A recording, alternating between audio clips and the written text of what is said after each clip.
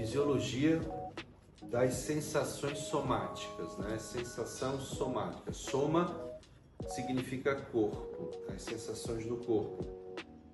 É importante entender que quando nós falamos de propriocepção, nós estamos falando da capacidade que nós temos de interpretar como está a angulação das minhas articulações, o comprimento dos meus músculos, a tensão dos meus tendões e, quando de olhos fechados, muito pronunciados, a pressão profunda na sola dos pés.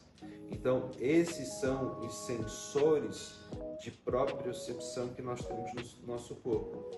Mas eu tomo a liberdade de pegar o livro do pai da medicina, né, o livro de Tratado de Fisiologia Médica do Guyton, e no seu capítulo 47 ele fala sobre a classificação das sensações somáticas. Como que a gente pode classificar as sensações do nosso corpo?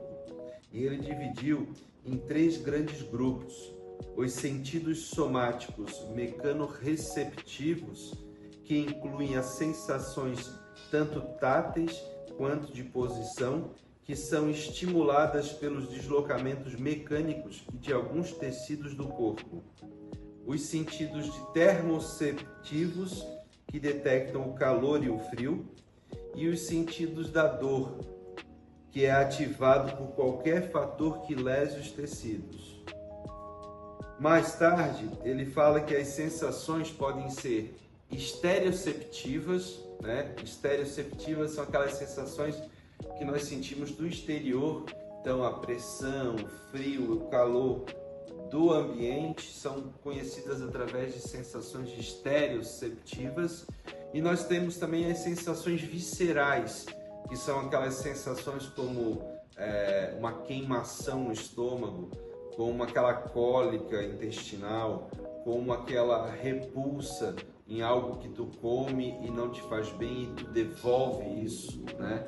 E isso tudo são sensações viscerais. A febre é uma sensação visceral de calor, né? E isso é um receptor especializado que faz.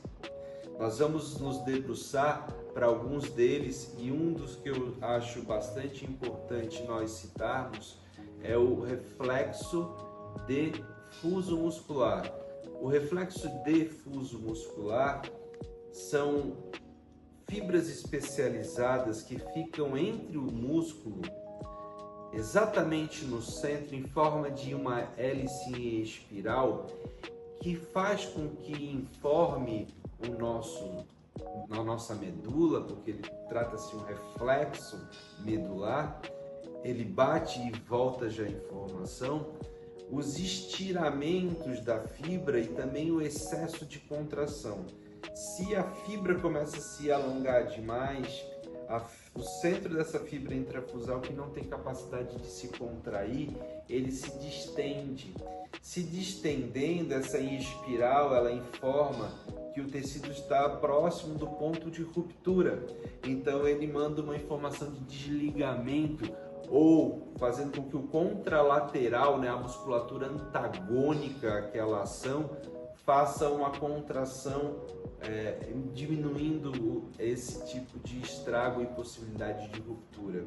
Mas também quando a musculatura se contrai muito e os sarcômeros da extremidade dessas fibras intrafusais, eles se contraem, o centro também ele se alonga, porque ele não tem essa capacidade contrátil, e aí também informa, protegendo assim o músculo.